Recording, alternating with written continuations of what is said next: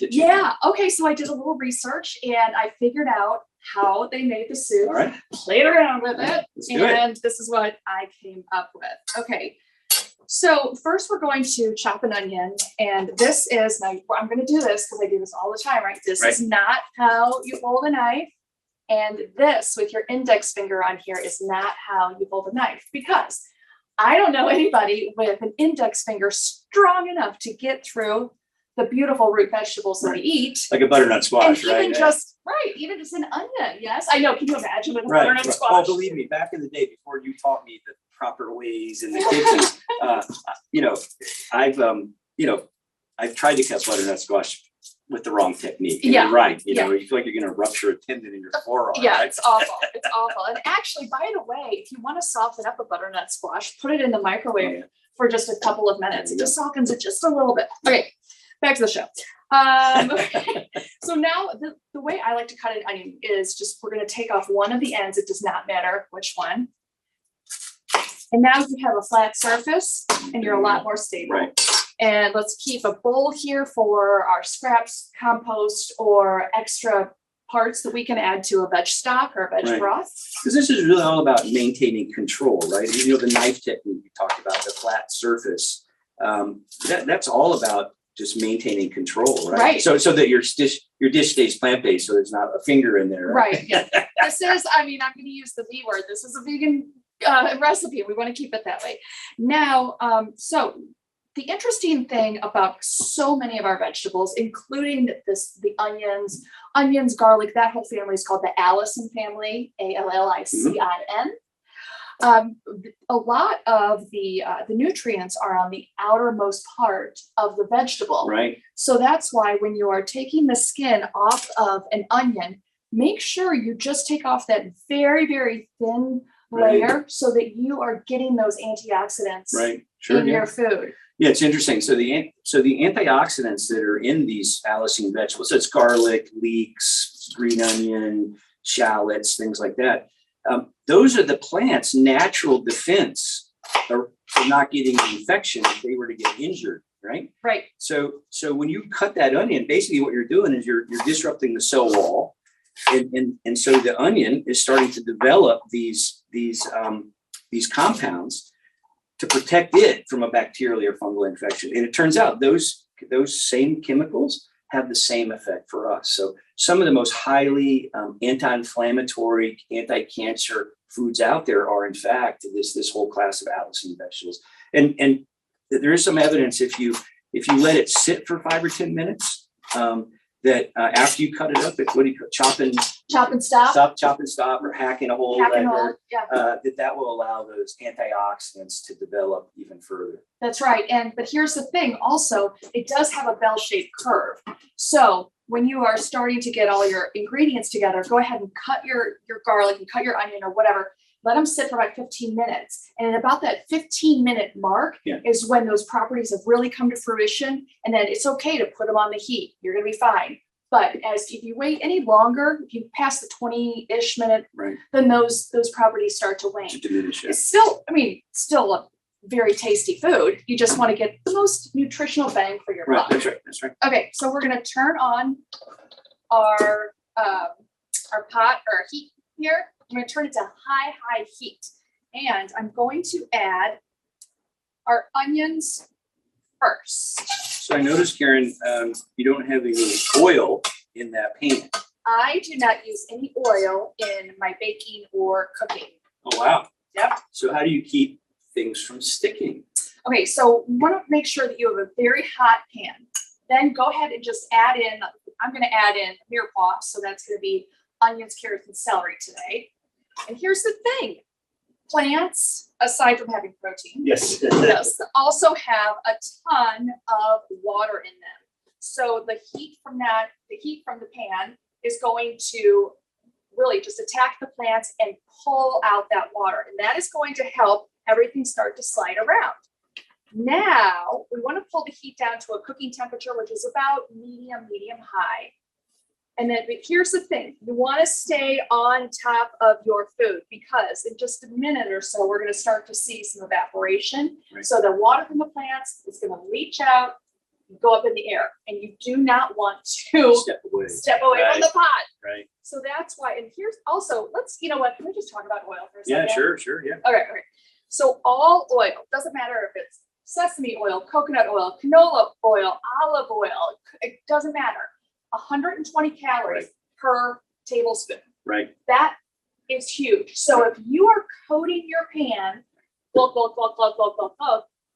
and you're adding 4 or 5 tablespoons, do the math. Right.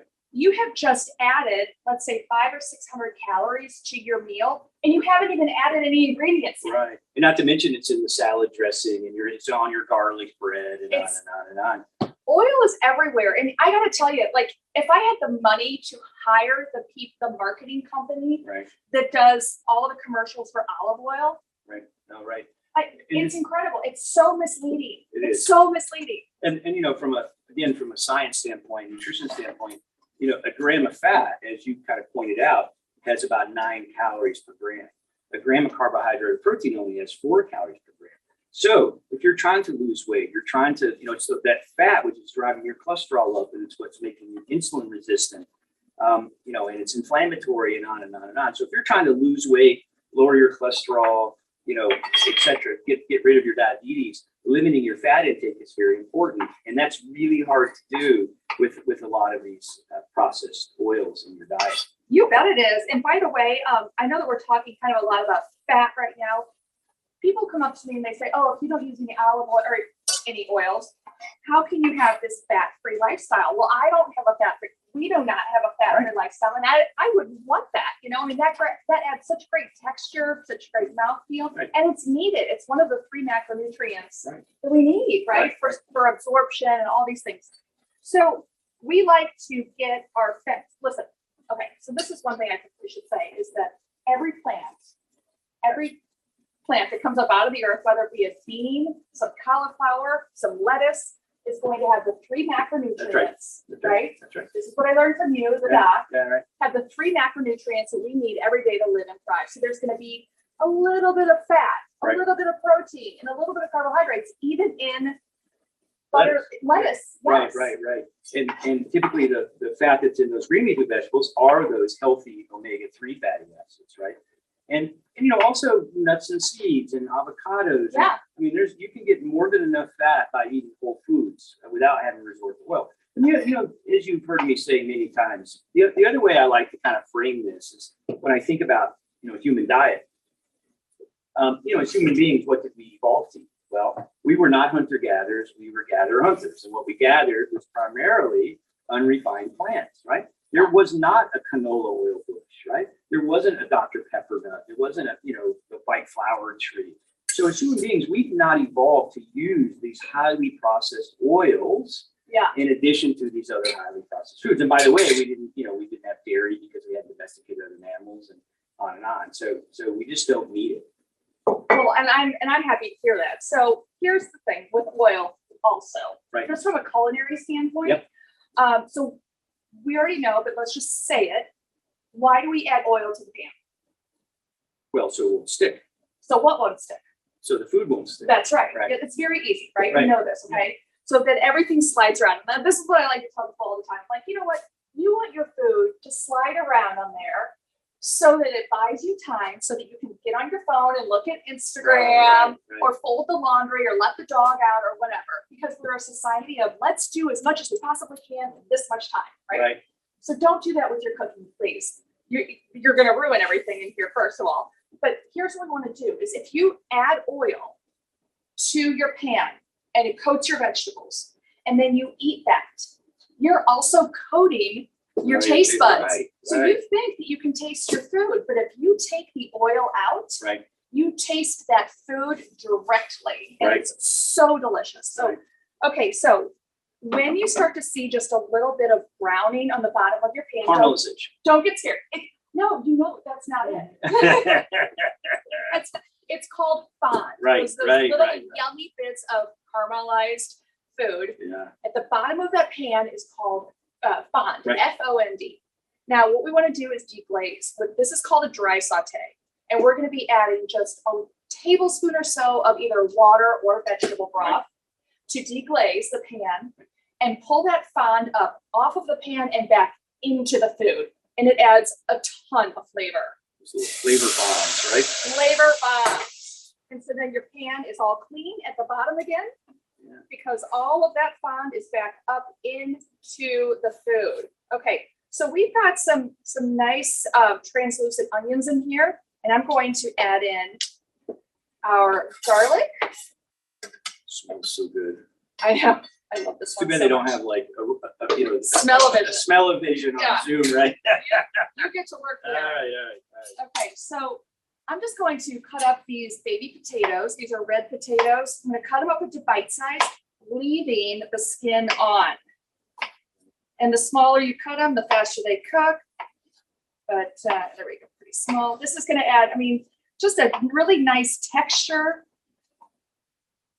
Okay, so Another just fun nutrition fact about potatoes. We talk a lot about people who have high blood pressure, right? Yeah. We talk a lot about salt, limit your salt intake, which is important, and really trying to limit it to about 1,500 milligrams a day. But what's probably more important with regards to blood pressure is not the absolute amount of salt; it's the ratio of potassium to sodium. And what you're looking for is about 3 to 1, so about 4,500 milligrams of potassium to about 1,500 milligrams of sodium. So, what's the food that pops in your mind when I mention potassium? bananas. Right, that's everybody, right? Yeah. So bananas have about 400 milligrams per banana of potassium, which is okay. Yeah. That means you got to eat 10 or 12 bananas a day. Oh, to offset the sodium. Yeah, right. This potato right here has over 1,000 milligrams of potassium.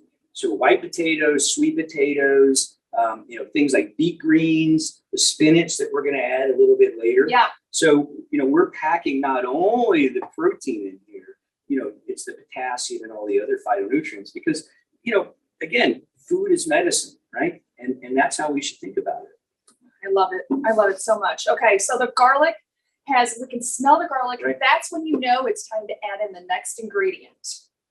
And that is going to be our potatoes. So I'm just adding in 2 potatoes that are cut to bite size. And we'll make sure that you cut them bite size because they have to fit onto a spoon, right? We'll cook faster too. And they will cook faster. So get them nice and wet. And now we have Coriander and cumin. And I like to put this in before I add in the rest of my liquid because I want the spices to stick to the vegetables. And then they'll also toast a little bit. So they'll start to really open up and become very, very fragrant. Oh my gosh, so fragrant. I know. It's that cumin. That cumin is so good. Gosh, it's so good. All right, so now what I'm going to do is add in, now you can buy just dried lentils, totally fine, or there's some canned lentils, and then I like these steamed lentils. Right. Just got them at Trader Joe's, but most grocery stores will have them just in this box. Yep. And they you can find them in the produce section.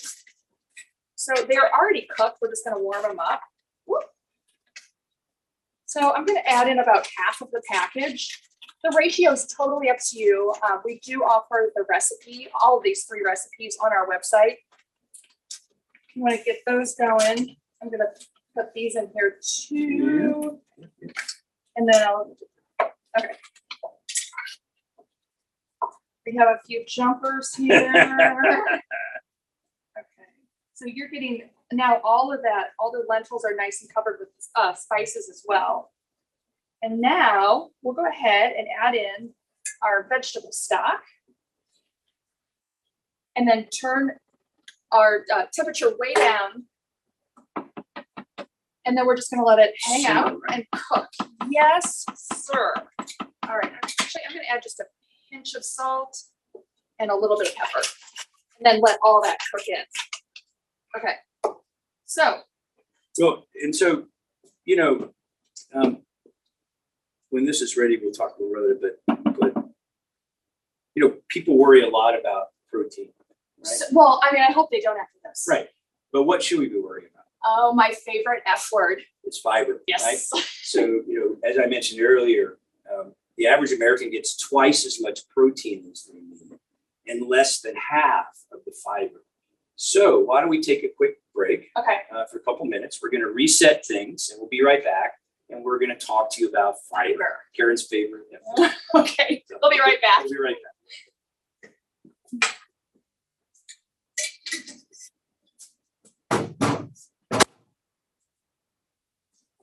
So you're gonna put this over here.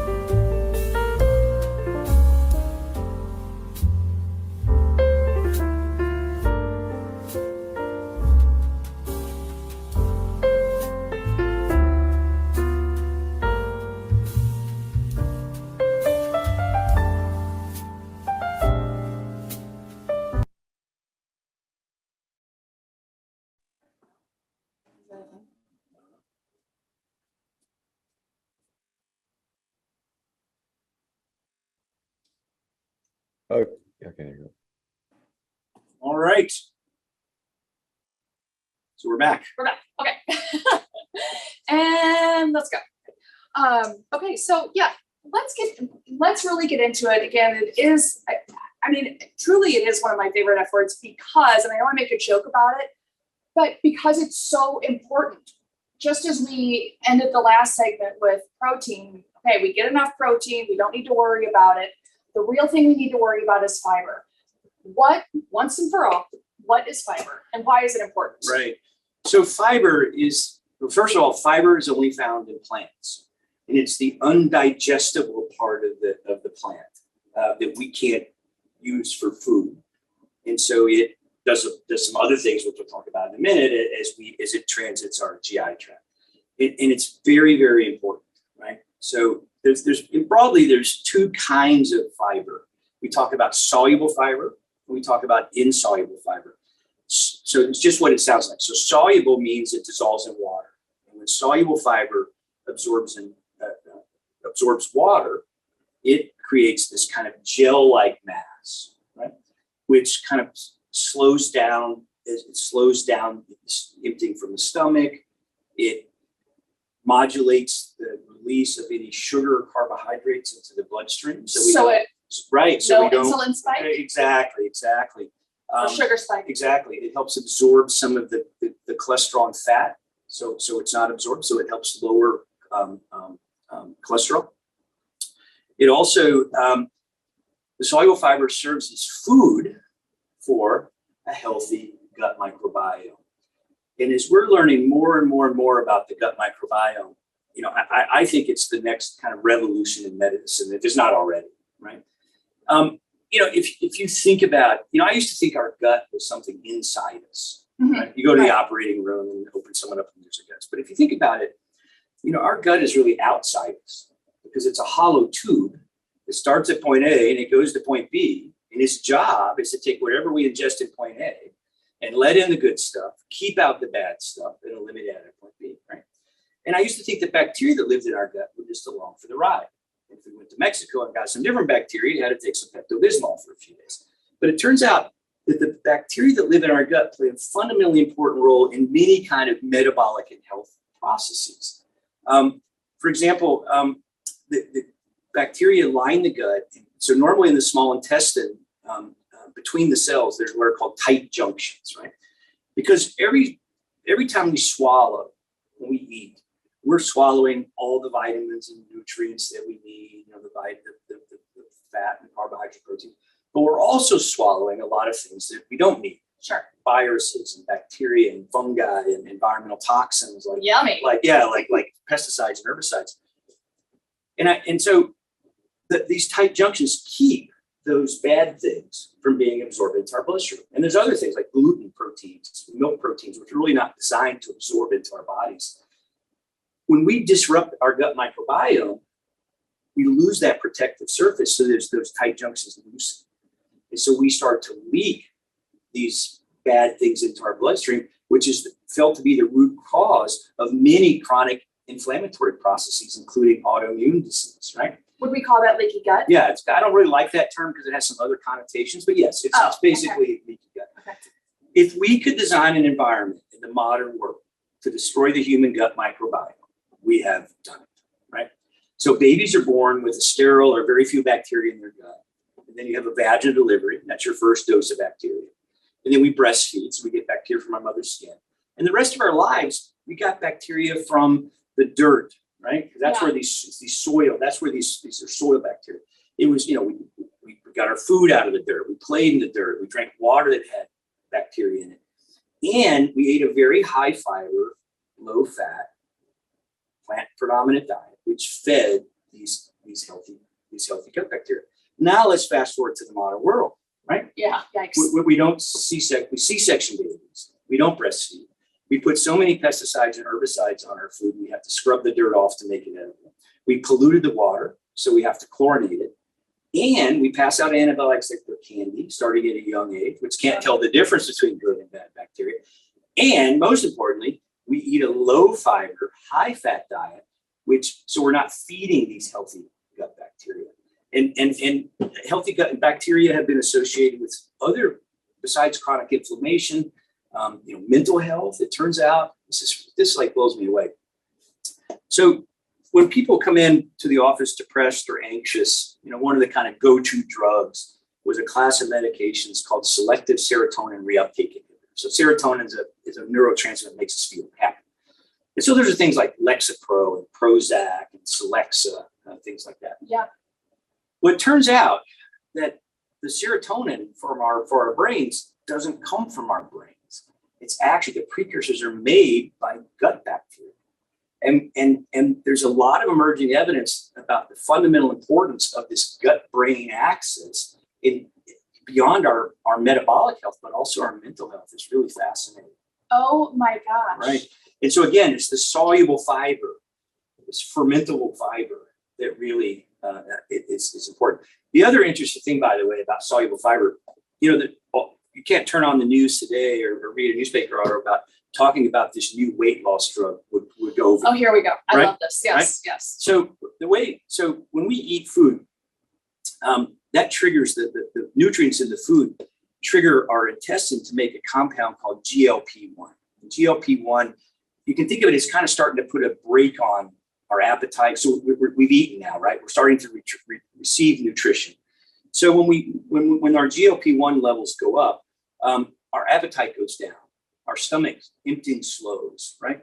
Our pancreas makes more insulin, getting ready to process that energy, right? And what Wegovy does is it stimulates our small intestine to make GLP-1. But guess what else stimulates GLP-1? Fiber, right? So fiber has the exact same effect. It raises GLP-1 levels. It suppresses appetite. It smooths out the blood sugars because now we don't need as much insulin now because the glycemic load of the food. So glycemic load is is a measurement of the propensity of a given food to stimulate insulin response. So these high fiber foods have a much lower glycemic load, slows gastric emptying. So really fiber is like nature's Wegovy, right? Right. Yeah. So you can eat yourself happy and thin. and fit. Right, exactly. Now there's another kind of fiber called insoluble fiber. So insoluble fiber won't absorb water. It's not dissolvable in water. So insoluble. And so what it does, it helps add bulk to the stool, and it helps prevent constipation. Some of the constipation related illnesses or problems like diverticulitis or diverticulosis, but most importantly, colon cancer, right? Because you can imagine that part of the risk for colon cancer are toxins that we're ingesting get concentrated in our stool, right? We don't move it through. And the longer that is sitting in contact with the cells in our colon, the more likely they are to cause a mutation and cause cancer. So the faster you move things through, Right. the less risk you have for colon cancer, right? And in fact, if you look at cultures who eat a plant predominant diet, and by the way, most plants like beans have a nice mix. Nice mix, half soluble, half insoluble, right? So nuts are the same thing. It's a mix of the two. But if you look at cultures who follow a plant predominant diet with very, very high fiber intake, they don't have words for colon cancer in their language because it doesn't exist. Isn't that crazy? No, that is crazy. Yeah. And here in the United States, we have the highest rates of colon cancer Well, in the world. there's certainly an uptick in the last several years. Right. And sadly enough, as you probably well know, they've just recently changed the screening guidelines. Yeah. So it used to be starting at age 50. They've moved it down to 45 because we're seeing more and more colon cancer in younger people. Most of that, I think, driven by chronic fiber deficiency. So I agree with you. Yeah. Yeah. So the screening that you're talking about is a colonoscopy. Yeah, that's right. Yeah. That's So right. the screening for colonoscopy starts at what age? 45. 45. Right. Oh my God. Okay. And as far as how much fiber we need, again, the average American, believe it or not, gets 10 to 15 grams of fiber a day. You'll hear when we get back to the soup in a minute. I mean, the fiber has in this dish today, right? Yeah, Tons of fiber, more than most people get in a day. Right. The current recommendations are, 25 to 30. I think that's low. I really think you really start to maximize the health benefits 40 to 50. I really think that's where you should be. And again, the beautiful thing is when we're eating this whole food, plant-based diet, and I do want to make a distinction here. This is important, especially because of the fiber. I want to make a distinction between a vegan diet and a whole food plant-based diet, because there's a lot of conflation out there these days, right? Veganism comes from a place of compassion about not harming other creatures. And I think almost all of us at some point, or still do today, have some cognitive dissonance around where our food really comes from. Right? I mean, it doesn't come from the grocery You're store. right. That boneless, skinless chicken breast, bloodless, wrapped up nice and neat in plastic. There's a pretty horrific backstory to that. But the food decisions you make are about not harming other creatures, right? So don't eat them, then don't wear them, don't use process them. But as you well know, there's a lot of fiber devoid, depleted, highly processed food that's vegan, right? You can get vegan ice cream and vegan cupcakes and Oreos and white flour and sugar. And a good example is something like Beyond Burgers. I mean, Beyond Burgers are better for the cow and they're better for the environment. And if you compare it to a hamburger, a little bit better for you, but not a health food. Right. Highly processed, not a lot of fiber, very high in fat. So again, the point is when we eat these whole foods, it's the whole package, right? It's a package that has protein, it's got fiber, it's got healthy fats, right? Yeah. So Potassium. that's potassium. Exactly. Yeah, Exactly. all Exactly. So what do you have for us here today? So when we were going over this and you wanted a great fiber filled, and it does also, as you said, it's also full of protein, great fiber filled recipe. I knew that I had to share this one with you. Right. And I know that you've had it before, you've had many different renditions and you make your own too. Right. But this chickpea chicken salad is my favorite. I actually have a girlfriend who, whenever I see her, she starts to like, the first thing she says is, "Hi, where is it?"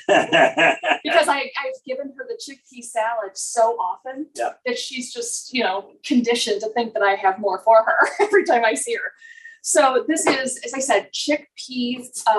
The base is chickpeas. Yeah. And it's so easy. I mean, don't blink. You'll miss it. This is the easiest recipe. And so many different chefs and cooks have their own. This is my favorite. But it's real easy. Okay, we're going to start off with just chickpeas, right? Cooked chickpeas.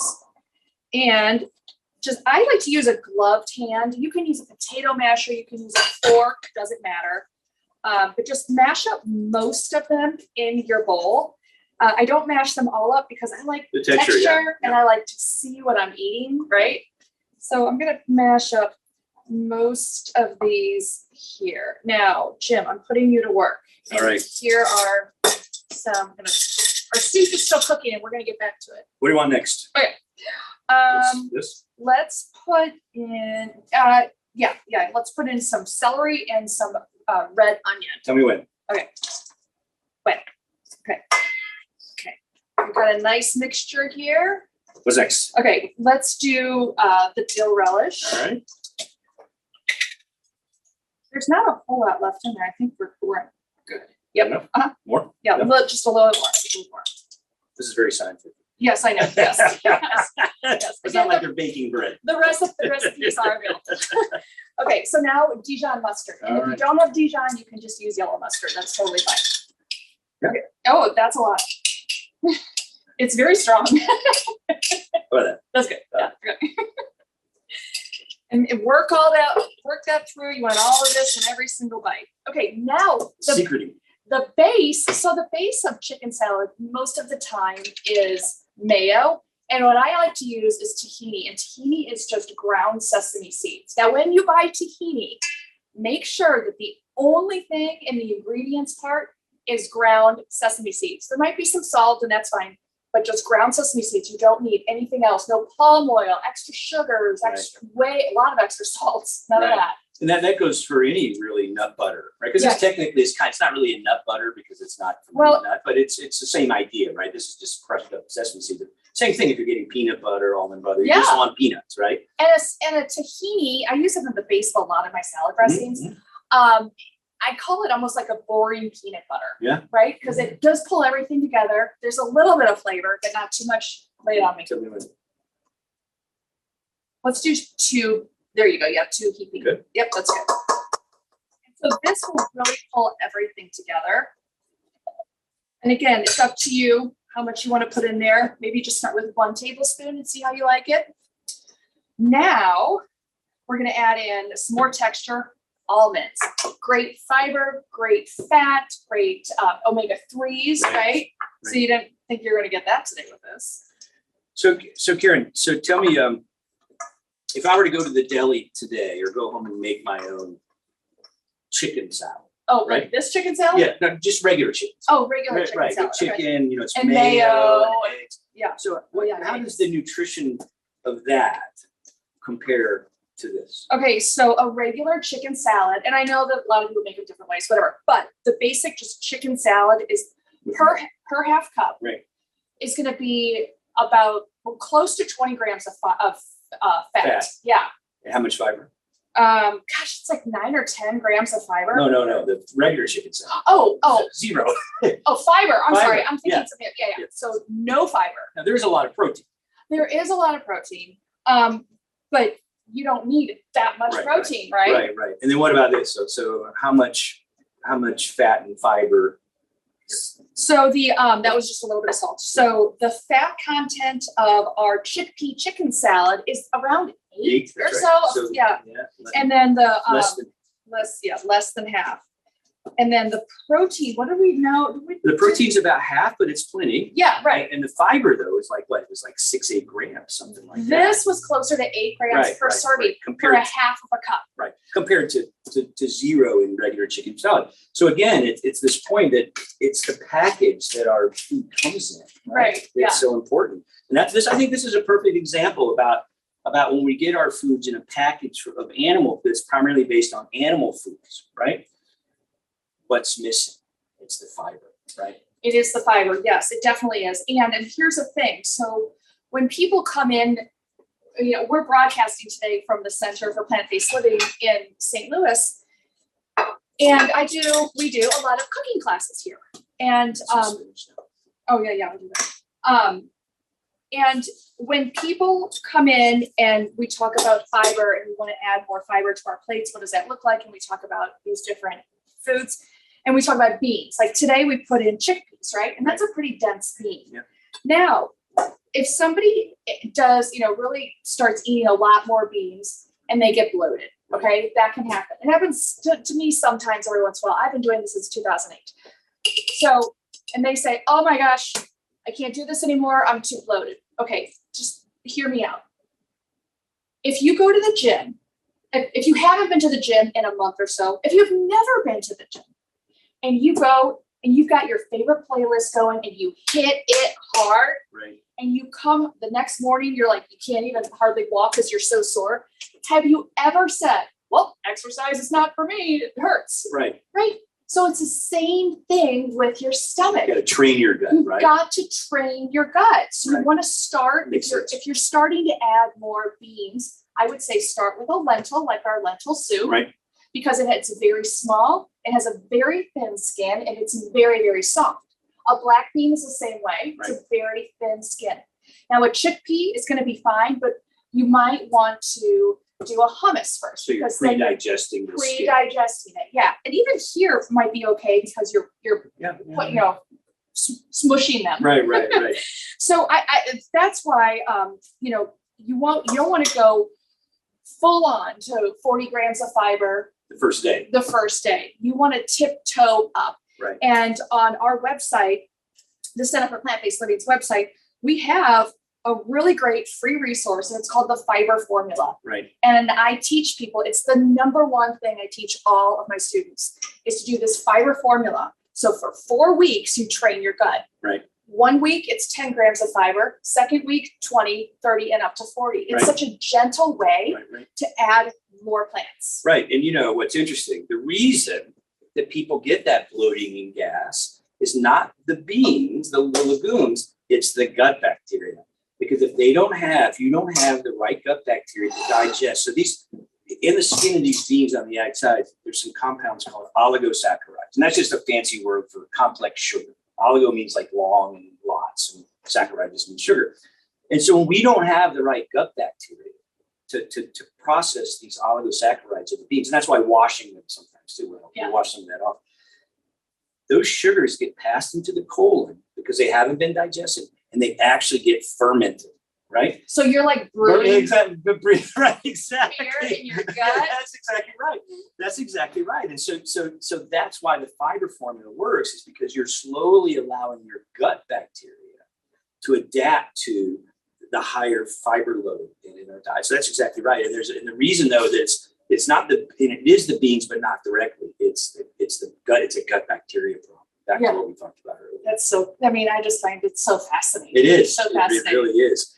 Okay. So this is the final product. Actually, I'm going to bring it up, and we'll do this at the end as well. But I just want to bring this up and show what that looks like. Okay.